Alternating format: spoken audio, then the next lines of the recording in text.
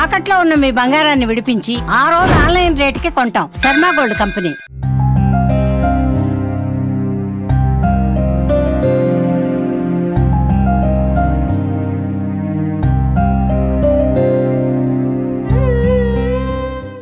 ఆరు నెలల కష్టం ఒక్క గాలివానకు నాశనమైంది.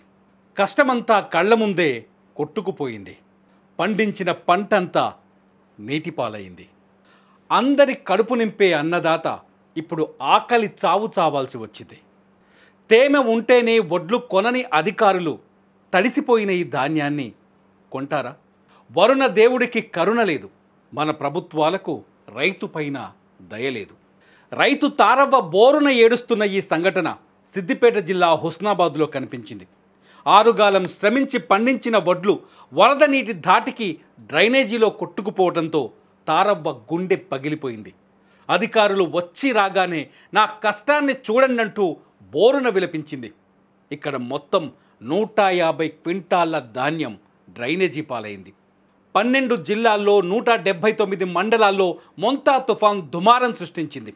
కుండపోత వర్షాలకు 4.5 లక్షల ఎకరాల్లో పంట నాశనమైంది. ఇందులో సగానికి పైగా వరి పంటే ఉంది. పొలాల్లోనే వరి చేన్లు నేల కొరిగి కొందరు రైతులు నష్టపోతే, కోత కోసి వడ్లను కుప్ప నూర్చిన తర్వాత మార్కెట్లో ధాన్యం తడిసిపోయి మరికొందరు రైతులు దెబ్బతిన్నారు. పెట్టుబడి కోసం తెచ్చిన అప్పు తీరాలన్నా, కడుపున పుట్టిన పిల్లలకు పట్టెడు మెతుకులు పెట్టాలన్నా ఈ ధాన్యం తప్ప రైతుకు మరో దిక్కులేదు.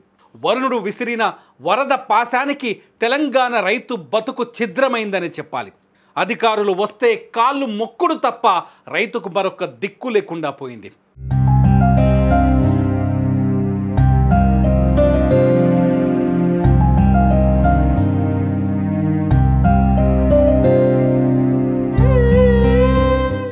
ధాన్యం పండించడం ఒకెత్తైతే మార్కెట్లో దాన్ని అమ్ముకోవడం రైతుకు మరొకెత్తు.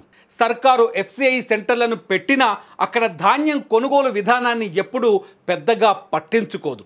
తేమ శాతం ఎక్కువ ఉందని కల్లాల్లోనే ధాన్యాన్ని వదిలేసి వెళ్తారు. కొనుగోలుకు కావలసిన తేమ శాతానికి ధాన్యాన్ని తీసుకురావాలి అంటే ఆ వడ్లను రోజుల తరబడి ఆరబెట్టాల్సిన పరిస్థితి. క్వింటాలో 2 క్వింటాల్లో అయితే సరే, 100 క్వింటాళ్ళ వడ్లను ఎండబెట్టడం ఎంత కష్టం. అలా ఎండబెట్టిన రోజే ఈ కుండపోత వర్షం. ఫలితం పండించిన కష్టమంతా ఇలా మట్టిపాలవ్వటం.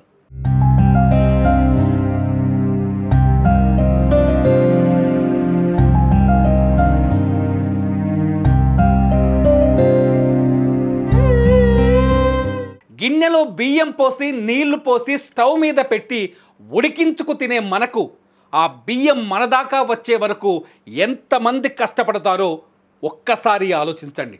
అధికారులారా, మీకు నెల నెలా జీతం వస్తుంది, కరువు వస్తే బత్తెం వస్తుంది.